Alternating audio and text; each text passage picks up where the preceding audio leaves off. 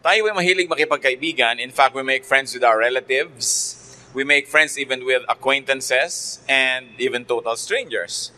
But the question is, have you made friends with yourself? Tayo ba ay kaibigan ng ating sarili?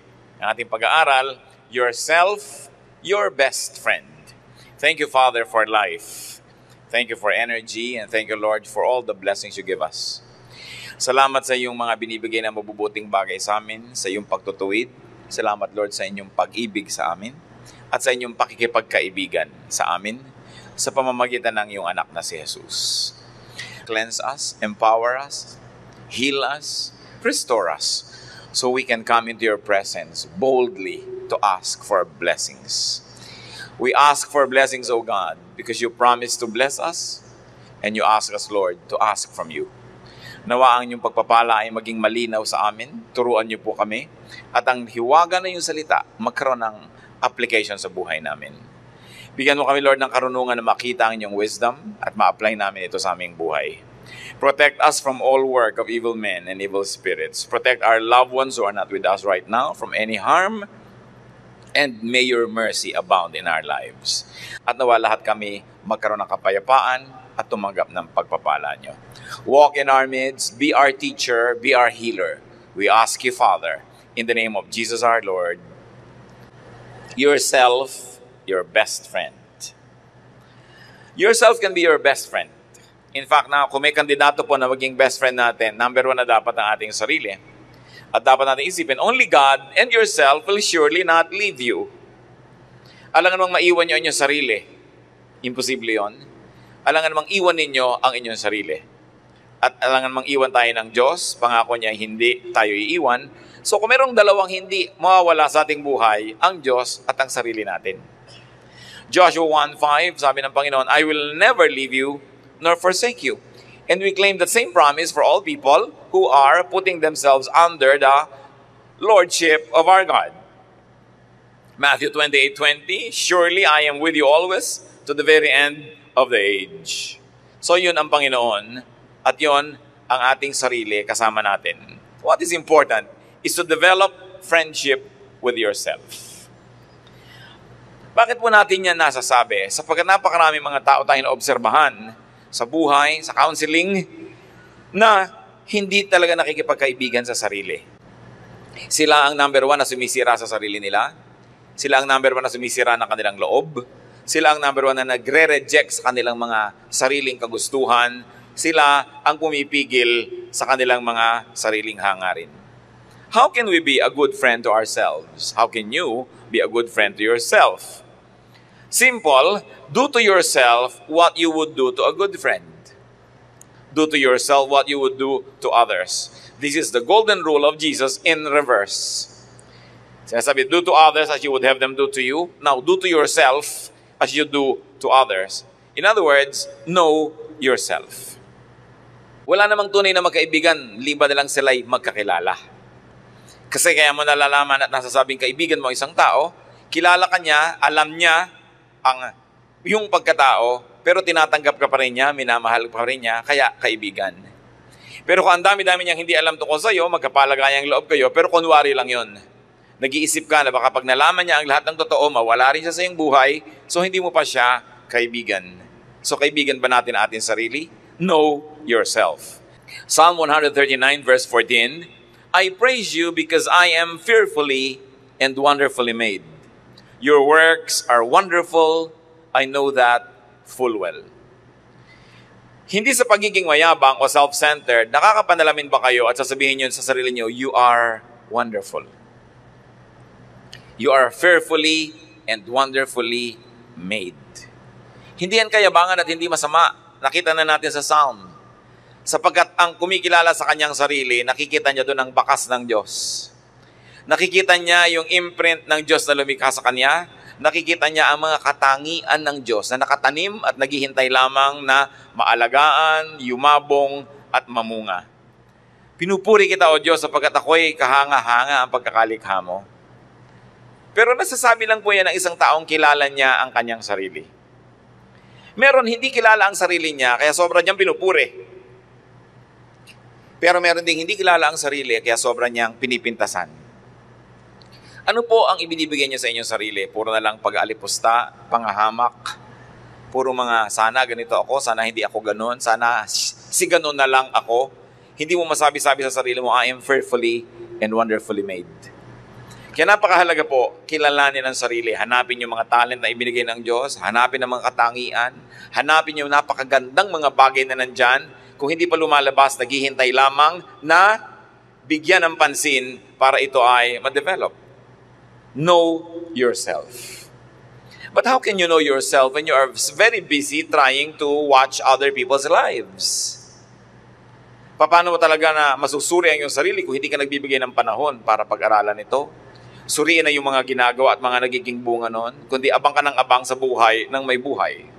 Very important part of knowing yourself is to know your strengths and to know your weaknesses. Hindi tayo perfect, pero meron tayong mga strengths. May mga lakas, may mga katangian ng tao, bagamat may mga kahinaan at kuminsan ay kapintasan. Si Paul, anong kanyang nasabi tungkol sa kanyang pagkakilala sa sarili niya? Philippians 3:4-6. If anyone else thinks he has reasons to put confidence in the flesh, I have more. Circumcised on the 8th day, of the people of Israel, of the tribe of Benjamin, a Hebrew of Hebrews, in regard to the law, a Pharisee, and for zeal, persecuting the church, as for legalistic righteousness, faultless.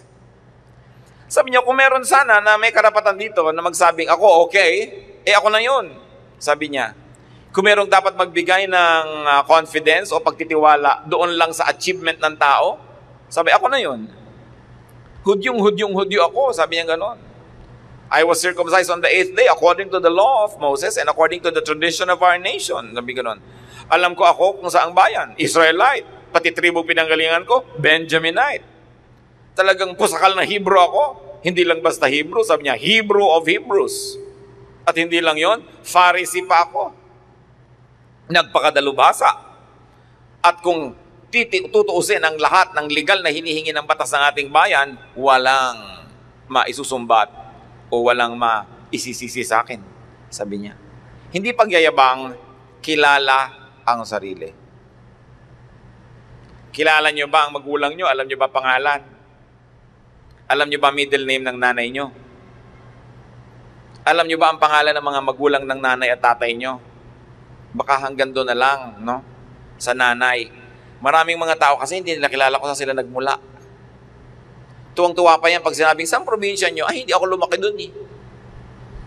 May probinsya kami pero hindi na ako doon lumaki. Sa Manila na ako lumaki. Tuwang-tuwa na wala siyang roots. No? Mga baligtad na pagtingin sa sarili. Sapagkat pag tiningnan nyo yung roots nyo, hinanap nyo yung mga ninuno ninyo, surely makakakita kayo ng mga kadakilaan. Makakakita rin kayo siguro ng mga kahihiyan. Pero hindi pwedeng hindi kayo makakita ng mga kadakilaan na maaaring makadagdag sa pagkakilala nyo sa inyong sarili. Pero, masasabi ba na sinabi ni Paul? Kilala ko ang aking sarili. Madalas ang pagpapaliit natin sa sarili dahil hindi natin kilala ang ating sarili. Ang nakikilala na lang natin kuminsan at alam yung immediate environment of poverty, the immediate memory of suffering in our family, but we don't know any other glorious part of the story of our ancestors. Romans 7:18, I know that nothing good lives in me, that is in my sinful nature. For I have the desire to do what is good, but I cannot carry it out. So si Paul pa rin yun, alam niya yung strengths niya, alam niya rin yung weaknesses niya. Sa inyo, wala namang mabuti rin sa akin kung tutuusin. Marami kong pwedeng ipagmalaki ng mga achievement, pero yung kalooban ko rin naman gusto kong gawin ng tama, lagi yung mali din na nagpipilit na magawa. Bakit kailangan ding alam natin yung nature natin para alam natin kung paano susugpuin ng ating mga kahibangan? Alam natin kung anong dapat pinuputol ng mga ugali. Anong masasamang asal ng ating pamilya ang dapat sa ating generation na lang matapos at huwag nang ipasa sa susunod na generation. Kasi kadalasan yung mga kapintasan ng pamilya, generational din. Kung mahilig mambugbog ng mga asawa yung mga lalaki na yon, yung mga magiging anak nilang lalaki, magiging tagabugbog din ng mga asawa nila, yung tuloy-tuloy. Kung mga lasenggo yung mga ninuno, magiging lasenggo din tong susunod na generation. Kung mga babaero, magiging babaero rin. Kaya kung meron tayong mga dapat malaman yung kasaysayan ng istorya natin, hindi lang maghahanap tayo na ipagmamalaki, kasi dapat maghanap din tayo ng mga kapintasang nag-ugat na sa ating mga lahi para mabunot yan at at huwag nang maipasa pa sa susunod na henerasyon. Lahat ng mga pangit na asal natin dapat matapos na at hindi na mamana ng ating mga anak. Lalo tayo mga nakakilala sa Panginoon, lumalaki sa salita ng Diyos, dapat may maiba. Dapat kilalanin ang sarili para alam ko alin yung ide-develop at alam ko ano yung wawakasan na. It is important to know oneself. Know what can be changed for the better in you. Psalm 51:10, create in me a pure heart, O God, and renew a steadfast spirit within me. Laging renewal ang hinihingi. The creation of pure things in life. Kailangan, hinahanap natin, alam mo, pwedeng baguhin ng baguhin. Hindi dapat tayo nakokontento sa kalagayan na lang natin na ganun. Sapagkat habang may buhay, ay mayroong pagkakataon at may ibinibigay ang Diyos na kakayanan para umasenso ng umasenso. A change for the betterment of our character and of our lives. How else can you be a good friend to yourself? Accept yourself. Pinakamasaklap na yata kung kayo pa hindi tatanggap sa inyong sarili. Dapat tanggapin mo. Kung tinatanggap tayo ng Diyos ng walang patakaran, minamahal tayo ng Diyos, tayo man dapat tanggapin ang ating sarili. Tanggapin na meron tayo mga strengths, tanggapin na meron tayong mga weaknesses, and just decide to operate in our areas of strength. And decide to try to strengthen our weaknesses. But accept yourself. Accept what cannot be changed in and about you. Kilalanin ko anong dapat baguhin at baguhin, kilalanin ang hindi na mababago pa at tanggapin na lang. Tulad na naman ni Paul. Meron siyang isang napakalaking kahinaan o kapintasan na ilang beses siyang hiningi sa Diyos na tanggalin, pero hindi tinanggal, so tinanggap na lang niya. Hindi ka pwedeng makipag-contest sa sarili mo all your life. Wala kang mararating. Hindi pwedeng makipagtunggalit, makipaglabanan ka sa iyong kalikasan, sa iyong likas, sa iyong sariling pagkatao dahil wala kang mararating. 2 Corinthians 12:7-9, to keep me from becoming conceited because of these surpassingly great revelations, there was given me a thorn in my flesh, a messenger of Satan to torment me. 3 times I pleaded with the Lord to take it away from me, but He said to me, my grace is sufficient for you, for my power is made perfect in weakness. Hindi natin alam, hindi yan sinabi sa Biblia kung ano yung thorn in the flesh. Naranasan nyo naman, may salubsob kayo sa daliri ninyo, may pumasok doon na kaprasong kahoy, kaprasong tinik, no? O kaya may tinik ka sa lalamunan na tinik ng isda, o kaya ay meron kang tinik sa iyong paa, whatever it is, ang sakit nun. Mahirap yun. At sabi ni Paul, meron akong ganong thorn in the flesh. 3 beses kong hiningi sa Diyos alisin, pero sabi niya, umasa ka na lang sa aking grasya. Ang ginhawa mo ay magmumula hindi sa wala kang tinik na nakalubog sa iyong laman, kundi sa kabila ng may tinik ang nakalubog sa iyong laman, nandito ako at pwede kang sa akin umasa, lumapit, humingi ng kalinga. Kaya sabi niya, tinanggap ko na lang yon. In fact, in another way, sabi ni Paul, lalo ko pa nga ngayon, pagmamalaki pa yung mga bagay na yan, dahil habang nagiging mahina ako, lalo ko naman kinakailangan ng Diyos. Lalong hindi ako lumalayo sa Kanya. Parang yung anak nyo, halimbawa na hindi marunong lumangoy, hindi pa nakayakap sa inyo pagka kayo nagsuswimming. Subukan yung marunong na yung lumangoy at malaki na, mabuti kung lingunin kayo, baka nga nalulunod na kayo, hindi pa kayo masagip. Na? Pero dahil kailangan kayo, pirbing nakayakap sa inyo. Ganda na maliliit na bata, laging nakasakay sa'yo, sinasampa-sampa ka. Subukan mo maging 12, 13, 14 na, halos ayaw kang makasabay sa mall. No? Kaya sabi ni Pablo, lahat ng kahinaan ko, ikatutuwa ko. Dahil yun ang lalong naglalapit sa akin sa Diyos at nagpapaalalang huwag lumayo. Kaya ano man ang mga kahinaan natin mga kapatid, kung talagang hindi na yan mababago pa, nandyan na, tanggapin, at sa katunayan, balik na rin, ipagpasalamat dahil nandyan yan, nakakatiyak tayo, hindi tayo magmamalaki sa Diyos at hindi tayo lalayo dahil kailangan natin siya. Sino bang napapahamak? Yung sobrang malakas, yung sobrang independent, hindi na halos kailanganin ng Diyos, yun ang nalalayo.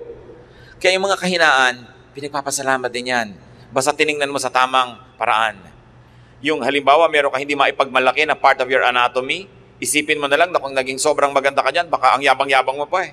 So ngayon, hindi ka makapagyabang, naobliga ka maging humble. No? Kasi kung hindi tayo magkukusang maging humble, mabuti na rin yung nauobliga ka, humble pa rin ang ending. Pero nauobliga ka lang. Pero mabuti na yon kaysa sa naging mayabang ka. Accept what cannot be changed in and about you.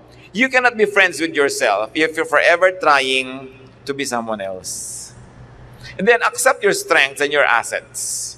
Philippians 4:12-13, I have learned the secret of being content in any and every situation, whether well-fed or hungry, whether living in plenty or in want. I can do everything through Him who gives me strength. Sabi ni Paul dito, natutunan ko na ano man ang mangyari, magpasalamat.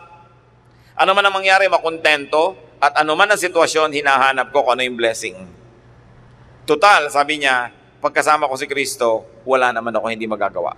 Lahat ay kaya kong harapin pag siya ang aking kakampi, pag siya ang aking kasama. And Jesus is our strength.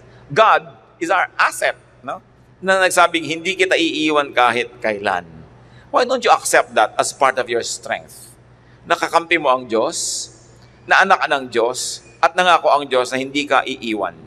Pag nagsuswot analysis ka ba, tinitingnan mo kung ano yung mga strength mo, weaknesses, ano mga opportunities mo at mga threats sa buhay, kasama ba sa strength yung Diyos? When you sit down and count your blessings, mga bilang mo ba, kotse, silya, pera, hindi ba number one, Diyos? God is within me. God is on my side. So, strength yan. And once you realize that God is in you and that God will never leave you nor forsake you, you will learn to accept any situation. Probably not always happily, but always hopefully. And then you'll be able to accept even that which you cannot change. Then you've got to accept your weaknesses and liability. Inuulit-ulit lang natin para lalo natin matandaan. 2 Corinthians 12:10, for Christ's sake, I delight in weaknesses, in insults, in hardships, in persecutions, in difficulties. For when I am weak, then I am strong. Sabi niya, dahil kay Kristo, natutunan kong ipagpasalamat at ipagdiwang maging mga kahinaan. Sapagkat kung na kay Kristo ako, yung kahinaan ko magiging strength dahil isusuko ko sa Kanya. Kadalasan nga po, yung ating mga strength ang nagiging weakness na pag hindi isinuko sa Diyos. Pagka sumigi ka ng sumigi na hindi kumukonsulta, hindi sumasangguni, hindi nagsasabit sa Diyos, yan ang nagiging weakness, yung dating strength. Dahil na ipagyayabang sa Diyos. Samantalang yung weakness mo na lagi mong inilalapit, yun ngayon ang pupunuin ng Diyos, nagiging strength. So kahit ka saan sumuling, kapatid, kung ikaw'y na kay Kristo, blessing. So bakit ka magre-reklamo? Bakit hindi mo tatanggapin ang kalagayan at ba't hindi mo tatanggapin ang iyong sarili? How else can you be a friend to yourself? Nourish yourself. Nourish your body. Nourish your mind. Nourish your soul, your emotion, your spirit. 3 John 1:2, I pray that you may enjoy good health and that all may go well with you, even as your soul is getting along well. Part ng pagiging makadiyos, mahalin mo ang yung sarili na ibinigay sa iyo ng Diyos. Hindi yun masama. Ang masama lang kung nilalamangan mo na yung kapwa para mahalin mo ang iyong sarili. Inaagawan mo na yung kapwa para lang bigyan ng kasiyahan ang iyong sarili. Pero yung hanapin mo ang iyong paglago, hanapin mo ang iyong kasiyahan, ang iyong pamumunga, hindi lang yan dapat. Yan ay tungkulin din. Sapagkat ang lahat ng ibinibigay ng Diyos sa atin ay dapat nating alagaan. At ibinigay sa iyo ang sarili mo para alagaan mo. At ibinigay din ng kapwa para alagaan natin. Pero kung nakikita nyo sa mga eroplano na ipinapakita na pelikula o demonstration bago lumipad, na sinabi, pagka nawala ng oxygen dito, may lalabas sa mga oxygen mask. Kung may kasama kang bata, lagyan mo muna ang iyong sarili at saka mo siya lagyan. Bakit ganon? Tulungan mo muna yung sarili mo para ka makatulong sa iba. Kasi kung inuuna mo yung bata, tapos bigla kang naubusan ng hangin at ikaw namatay, paano ngayon magsusurvive yung bata? So sabi, unahin mo ang sarili mo. Hindi dahil makasarili ka, kundi para makatiyak ka na magsusurvive ka at makakatulong ka pa sa iba pagkatapos. Pero hindi pwedeng hindi mo mamahalin ang iyong sarili. Tapos sasabihin mo, mamahalin mo ang sandaigdigan, mamahalin mo ang lahat. Sapagkat kung bumigay na yung katawan, bumigay ang iyong isip, bumigay ang iyong emosyon, ano pang pagmamahal ang maibibigay mo sa iyong kapwa? Minamahal ang sarili at inaalagaan. Daniel 1:12, give us nothing but vegetables to eat and water to drink. Ano to? Ang mga kabataan ng Israel, ang mga kabataan ng Judah, kinuha ng isang bansa na sumakop sa kanila. King Nebuchadnezzar took noble princes away from royal households and brought them to his capital to become his hostages. And not only hostages, he wanted to educate them in the ways of his empire so that when he sends them back to their own respective countries, loyal na yung mga yon sa kanya kahit pa nga sinakop yung mga bansa. So halimbawa, may prince ang Pilipinas, sinakop tayo na Amerika, kinuha yung prince natin, dinala sa Amerika para palakihing malaka-Amerikano, para pag ipinadala dito at maging gobernador, maka-Amerikano ang isip, loyal sa Amerika, hindi na sa Pilipinas. Ganun ang ginawa nitong si King Nebuchadnezzar sa mga prinsipe ng Judah. At sila Daniel, pinapakain niya ng mga pagkain ng hari, masasarap na mga alak, masasarap na mga putahe, tinanggihan nila Daniel. Kasi una, ayaw nilang masanay sa pagkain na yun dahil hindi maganda ng pagkain nila, baka mapalitan ng culture nila. Pangalawa, ayaw nilang magkaroon sila ng utang na loob sa hari, na umaasa sila sa masasarap na bagay, baka tuloy ibenta na nila kanilang kaluluwa para lang patuloy na tumanggap na magagandang bagay. So sabi nila Daniel, mahal namin ang aming sarili, mahal namin ang aming identity, at mahal namin ang aming katawan. Nakakataba lang yung mga pagkain ninyo, malalasing lang kami, give us nothing but vegetables to eat and water to drink. At nung ayaw silang bigyan ng ganung uri ng pagkain ng bantay dahil baka daw siya mapagalitan, sabi, after 10 days, subukan mo kung magiging mahina kami o malakas, at kung naging mahina kami, baka ka nga mapahama, kakainin namin ng gusto mo ipakain sa amin. Pero ito muna, tingnan natin. At dahil inassert nila ang identity nila, inassert nila yung gusto nila, lalo silang lumakas, natuwa ang Diyos sa kanila, lalo silang naging matipuno kaysa doon sa mga kumakain ng king's food, so pinayagan na lang sila. But you take care of your body. Hindi ka lang maglalagay sa iyong katawan ng mga pagkain na alam mong nakakasama sa katawan mo mismo. Bakit ka kakain ng lason? Pero ang ginagawa ng napakaraming tao ngayon, umiinom at kumakain ng lason araw-araw. Pag pinagalitan mo pa, sa'yo pa magtatampo. Pag pinigil mo pa, nagagalit pa. Pero kain ng lason. 1 Corinthians 6:20, honor God with your body. Kahit po tayo gano'n ka-espiritual, yung espiritu natin nakatira pa rin sa katawan.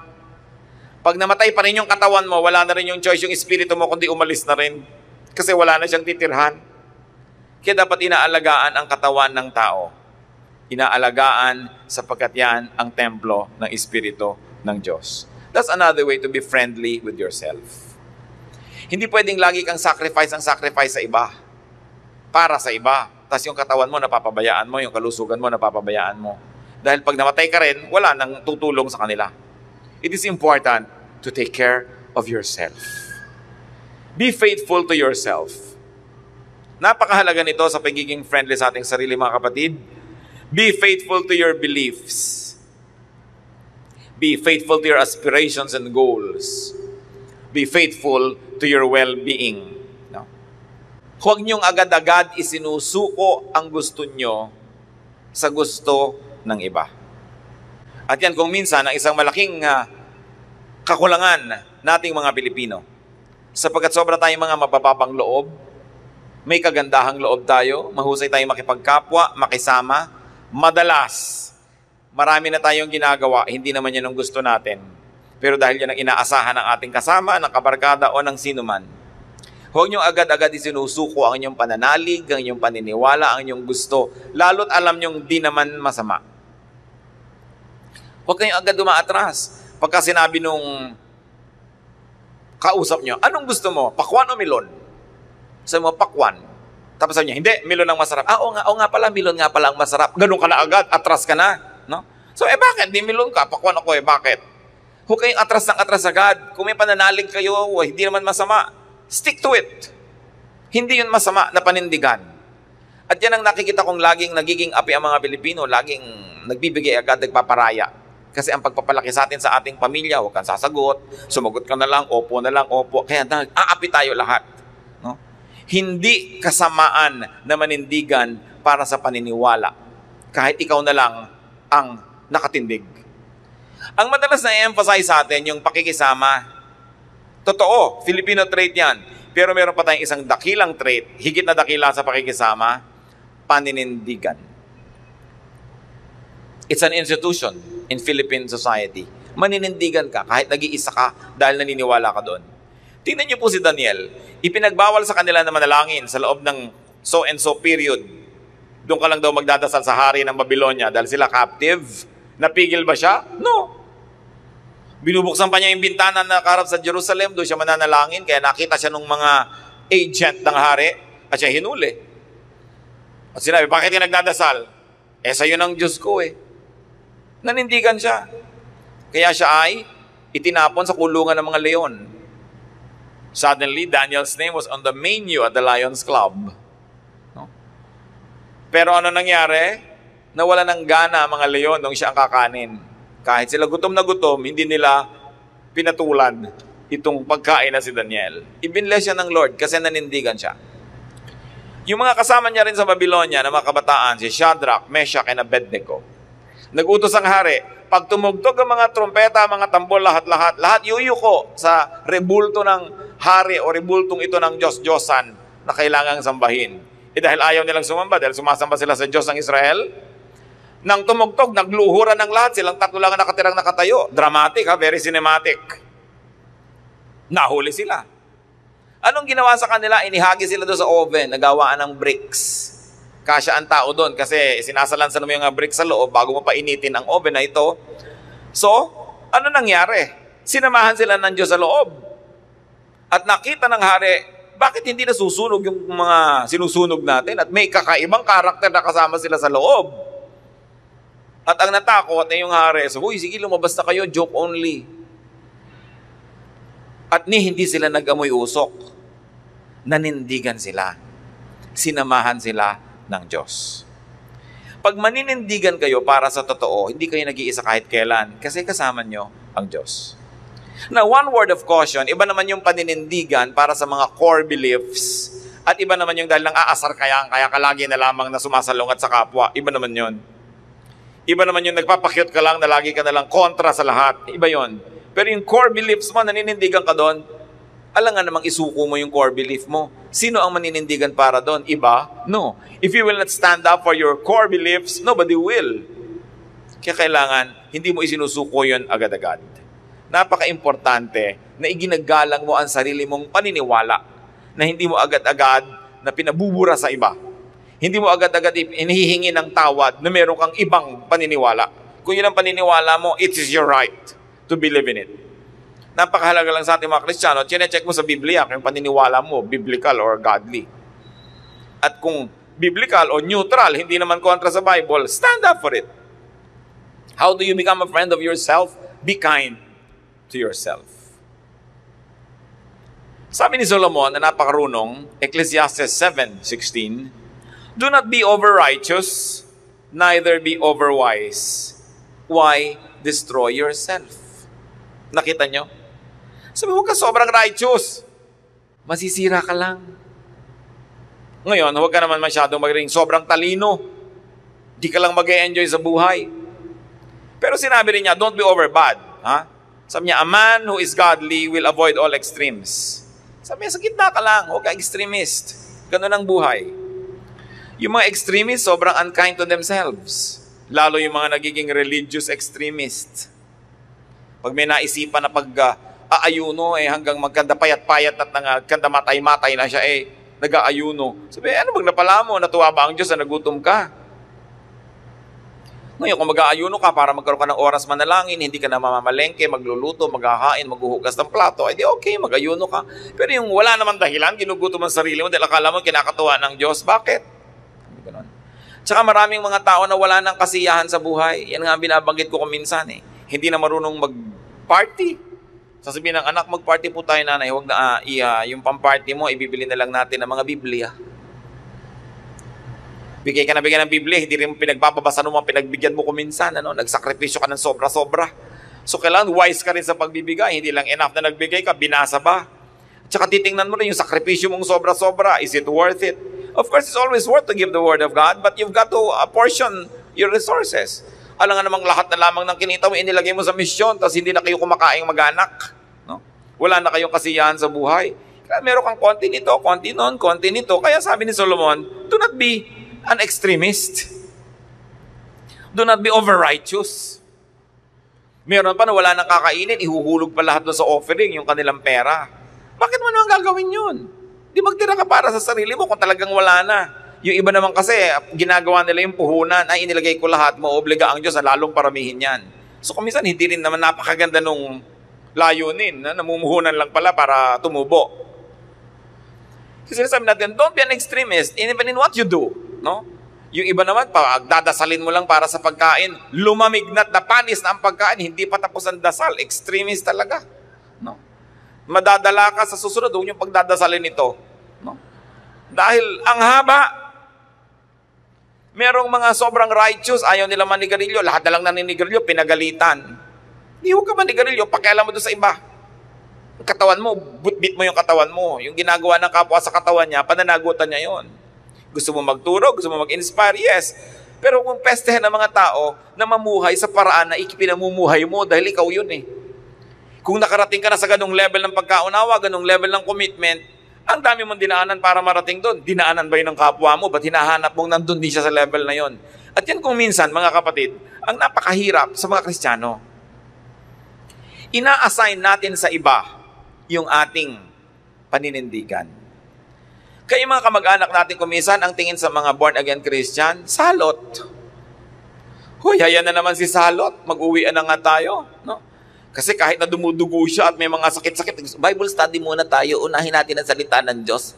Pati mo muna ako lagyan ng kurita sa sugat ko para ako gumaling, unahin ang salita ng Diyos. This kind of extremism, wala sa lugar, wala tuloy matuwa sa ating kuminsan eh.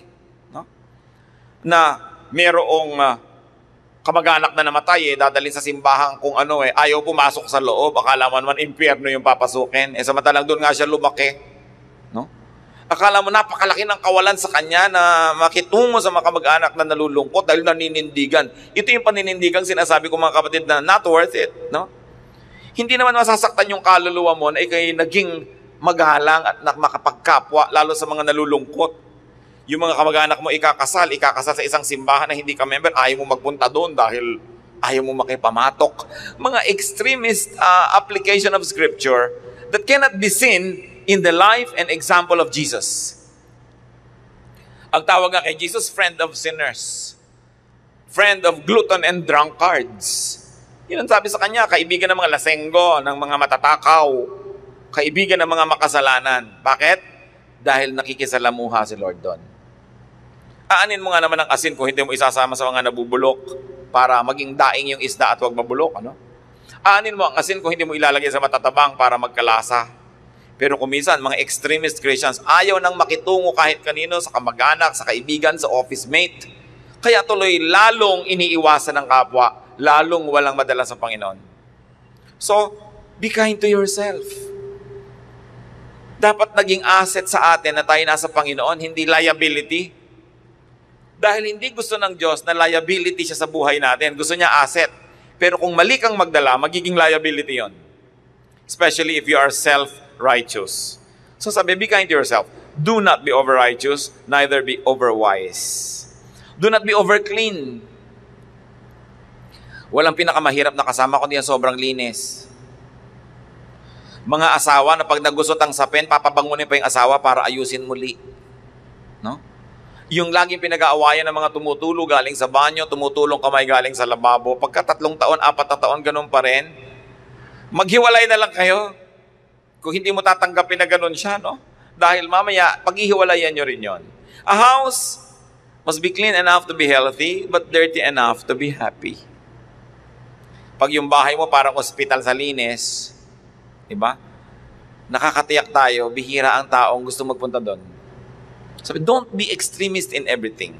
Even cleanliness, when done in the extreme, can be a burden. Sa lahat ng bagay, ayoko nang isa-isahin pa mga kapatid. I hope nagkakaintindihan naman tayo na huwag kayong extremist in anything. No? Gitna lang, relax. Sapagkat ang Diyos ay hindi naman gusto tayong hirap na hirap sa pagsunod sa Kanya. Kaya nga si Jesus na ang pumasa ng krus, siya na nga ang nagpapako doon para gumaan-gaan ang ating buhay. So, yung papahirapan dahil naging Christian kayo. No? Ang dami-dami ko sa mga dietary requirements. Sabi ni Lord, it's not important what gets into the mouth, but what gets out of it.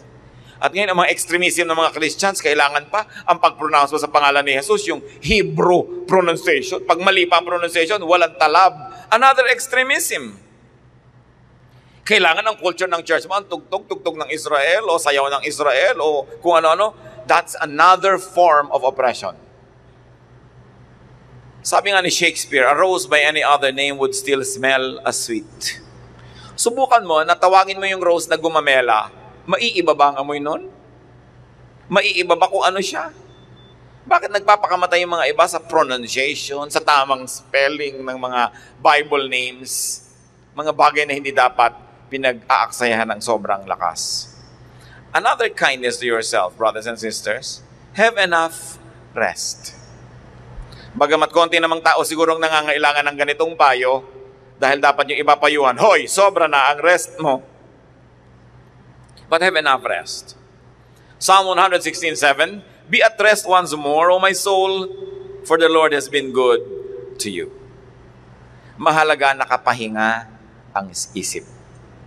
Kung hahanap kayo ng trabaho, yung isa hirap ang katawan, pero tahimik ang loob, at yung isa hindi hirap ang katawan, pero hirap ang loob, huwag kayong malito. Bigyan nyo ng halaga yung kapayapaan ng loob. Yung isa maraming kita, pero ang gulo-gulo ng isip. Yung isa, konti lang ang kita, pero tahimik at simple lang. Huwag kayong malilito. Be kind to yourself. Huwag nyong guluhin ang isip nyo kung hindi kailangan. Huwag nyong lilituhin ang inyong kaluluwa ng maraming bagay kung pwede namang pumili ng mas simple. Kaya yung mga laging namomroblema, laging seryoso sa buhay, actually you're not being kind to yourself. Because when you worry, naiiba ang blood pressure, naiiba ang heartbeat, naiiba ang pulse rate, at pag dumating na yon, bumababa ang ating immunity, ang dala-dali na natin magkaroon ng mga sakit. Yung mga warriors, lalo nagkakasakit. Dinidisiplina ang isip para hindi laging matakot, hindi laging mag-alala, kasi pag ginagawa na natin yon, bumababa ang depensa ng ating katawan. Lalo tayong nagiging madaling magkaroon ng sakit. Psalm 3:5, I lie down and sleep. I wake again because the Lord sustains me. Pag matutulog na tayo, ipagpasa Diyos na ang lahat. Pati mga alalahanin, mga problema, huwag niyong dalhin sa higaan. Discipline lang yan. Kung minsan meron kang hindi maiwasan dala-dala mo, pero konting-konti na lang dapat yon, hindi yung lahat na lang iniisip mo. Kasi the quality of your thoughts before you sleep will determine the quality of your sleep. And the quality of your sleep will determine the quality of your day tomorrow. The quality of your sleeping hours will determine the quality of your waking moments. Kaya dapat yung tulog, binibigyan niya ng halaga. Napakadalas ko na pong naulit sa mga kapatid, magpundar kayo ng matinong higaan. Dahil nahihiga kayo 8 oras, 1/3 of your life. But 1/3, kasi 24 hours a day, di yung 8, 1/3 yun. So kung 60 years old na kayo, mga 20 years kayong nahiga under normal circumstances. Tapos yung kama nyo, labas-labas yung spring, tabi-tabingi, parang barko sa tubig, gagalaw-galaw. Ang paa, lata ng floor wax. Pagkatapos bukol-bukol, ang panghi-panghi. O kaya ang init-init. Tapos 1/3 of your life, nandun kayo, wala ba kayong awa sa inyong mga sarili? Ang matinong tao, no? Una niyang binibigyan ng kanyang resources, yung kinakain niya, tapos yung hinihigad niya. Dahil ang sarap ng inyong tulog, ang magbibigay sa inyo ng husay, paggising nyo kinabukasan. Kung mababaw lang ang tulog nyo, lagi kayong pagising-gising, bugnutin kayo kinabukasan, hindi kayo creative, mahirap yon. Gaano kaya karami sa inyo makakapagsabing, maganda, enjoy ako sa aking higaan. And of course, I pray that kung hindi man mahusay yan, dahil choice nyo lang, hindi dahil kasi wala kayong maibili. Kung wala kayong maibili, wala kung magagawa tukol dyan. Kailangang magsikap, manalangin at maghintay. Ang sinasabi ko dito, yung kaya nyo naman, tas hindi nyo inaasikaso. Ang dami ko nang ganyang nakitang higaan, hinahanap mo yung tao, lumubog na siya doon sa kutsyon sa loob. Dahil wala nang spring. No? Tapos ang sikip-sikip, ang hirap-hirap. Maawa kayo sa inyong sarili. Have enough rest. Alam niyo bang mas madaling magkasala yung taong puyat? Mas madaling magkamali yung taong puyat. So it's part of godliness to have a good rest. Have fun. Ecclesiastes 11:9, be happy, young man, while you are young, and let your heart give you joy in the days of your youth. Nagtataka ako kung bakit laging negative ang reading ng mga preachers tungkol dito, na parang sinasabi nila, young person, mag-enjoy ka, pero lagot ka sa Diyos. No. Ang sinabi lang, remember also your Creator in the days of your youth. Na sa paghahanap mo ng kasiyahan, huwag kang umo-A, huwag kang mag-extreme, at huwag mong limutin ang Diyos. Kasi alam nyo, iba yung pagsasaya pag bata ka pa eh. So huwag natin pagkaitan yung mga bata pa ng kasiyahan. Kasi pag matanda na sila, may arthritis na sila. No? Nirarayuman na sila. O kaya na-bypass na sila. Hindi na nila sobrang ma-enjoy yung buhay. So habang bata, dapat pinagbibigyan. Basta't alam ang hangganan at hindi nakasasama. Ngayon, tayo kahit hindi na bata, pero kaya na inyong katawan, enjoy your life. Kasi ang buhay, hindi natin alam kung ano mangyayari bukas. Biglang may nahulog na isang tornilyo ng Skylab na kasing laki pala ng bahay, nahulog sa'yo bukas, hindi mo alam, nagkapiya-piyaot kang parang papel. So yung mga balak mong pag-akyat sa bundok mayon, di na matutuloy kailanman. So habang kaya mo, akyatin mo na ang bundok mayon. Huwag mong laging ipagpaliban ang iyong kasiyahan sapagkat hindi mo alam kung ano naghihintay sa'yo sa kinabukasan. At napakahirap nung lagi ka nalang punong-puno ng pagsisisi dahil hindi mo ginawa nung kaya mo pa yung dapat mong gawin.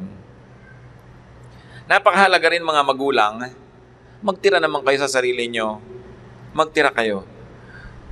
Huwag nyo ring ubusing lahat sa inyong mga anak. Hindi yan pagiging makasarili. Yan ay pagiging mapag-isip lang. Napakarami na nating nakita mga magulang na isinalalay na lang ang buong pagtanda nila sa habag ng anak. Ang nalimutan nila ay magkakaroon sila ng manugang na maaaring hindi mahabag sa kanila. Diba? So bakit mo ilalagay yung buong future mo sa kamay ng anak mo na kalahati ng buhay niya ay hawak na kanya magiging asawa? Nakakatiya ka ba? At saka hindi lang yon. Kumisan nga sariling anak, pinababayaan ka rin.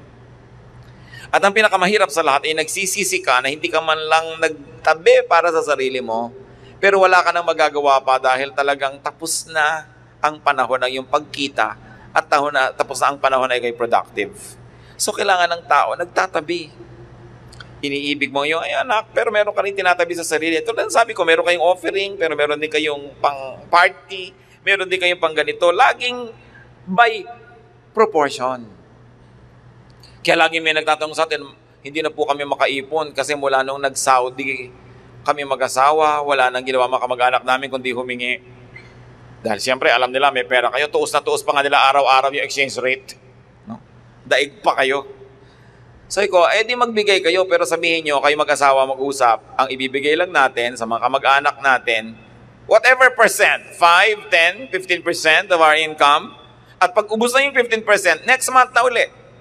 Doon uli sila kukuha ng pin, uubusin nyo ngayon, uubusin nyo. Pag nangailangan kayo, buti ko maalala kayo ng mga yan. At kahit magbigay ka ng 9 na taon, sa ika-10 hindi ka nagbigay, masama ka pa rin, yung pa rin ang ending nun.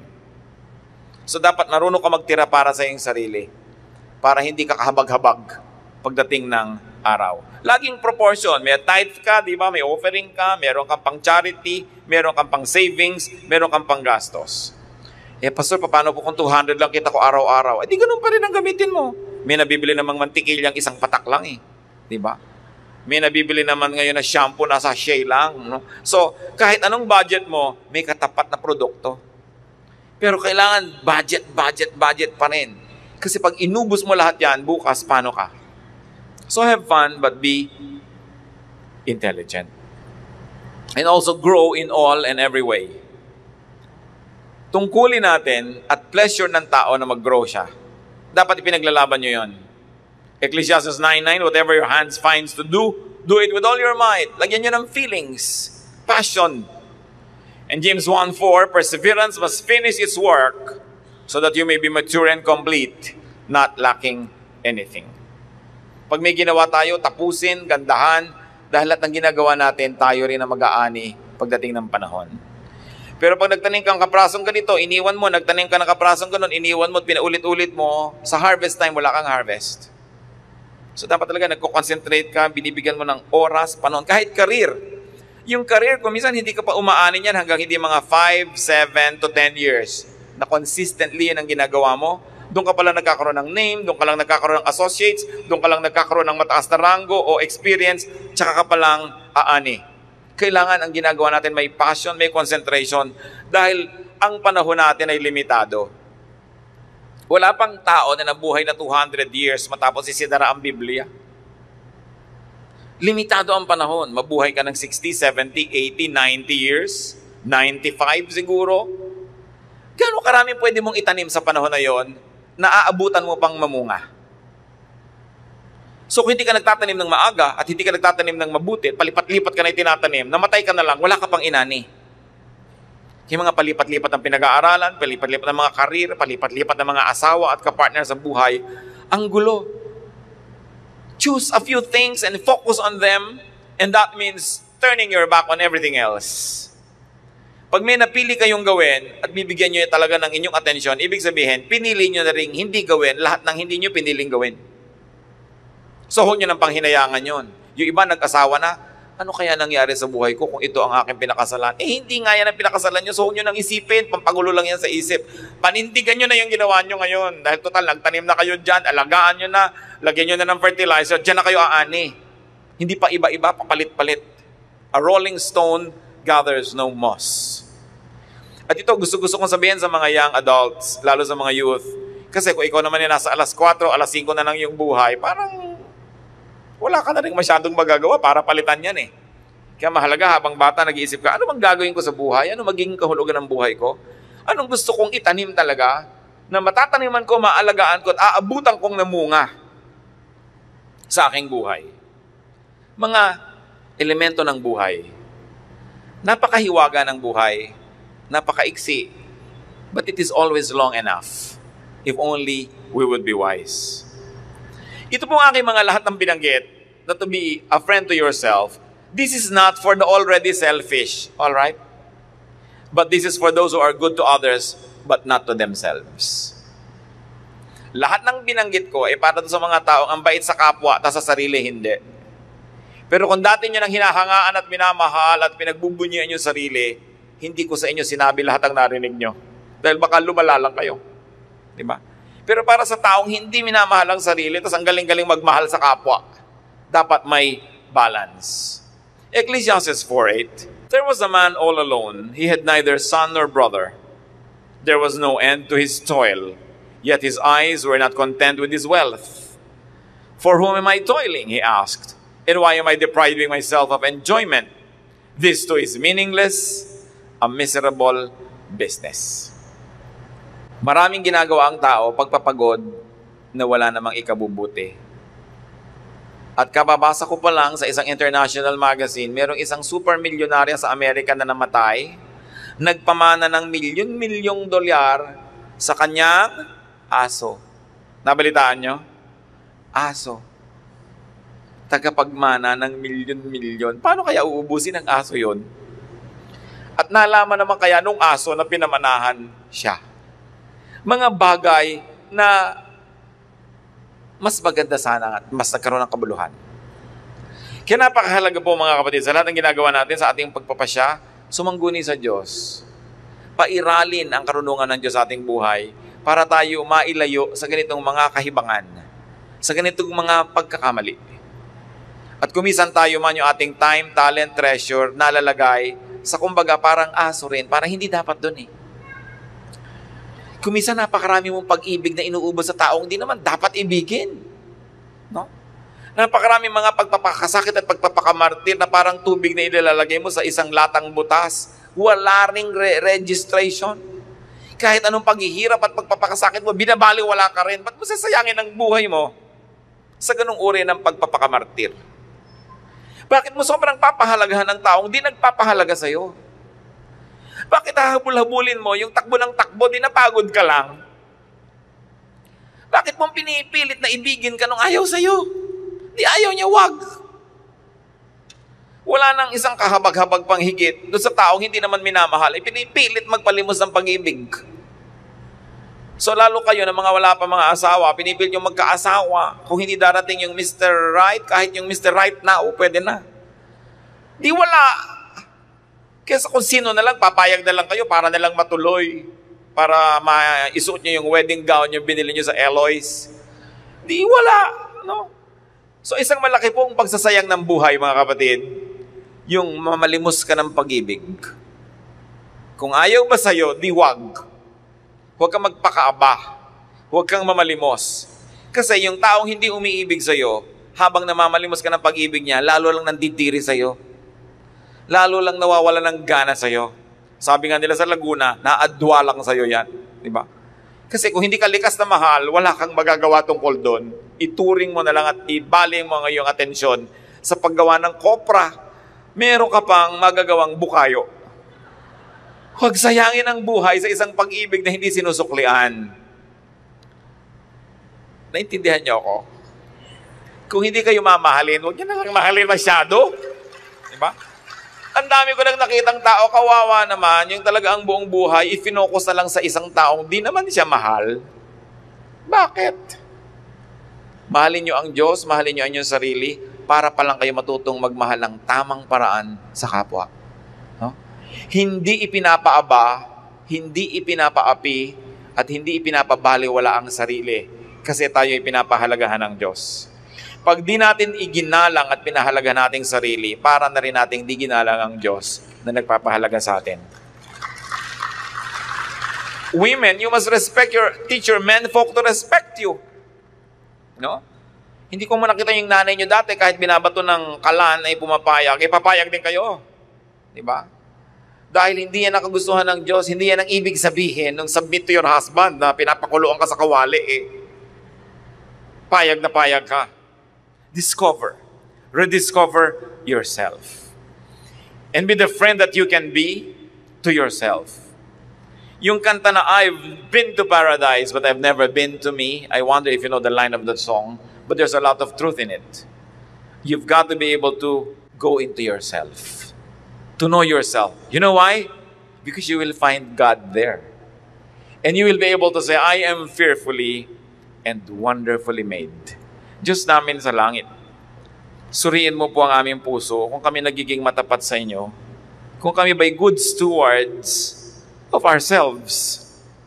Ang aming katawan, ang aming emosyon, ang aming mga aspirations na ipinagkatiwala mo sa amin, ay amin bang inaalagaan o pinagtataksilan?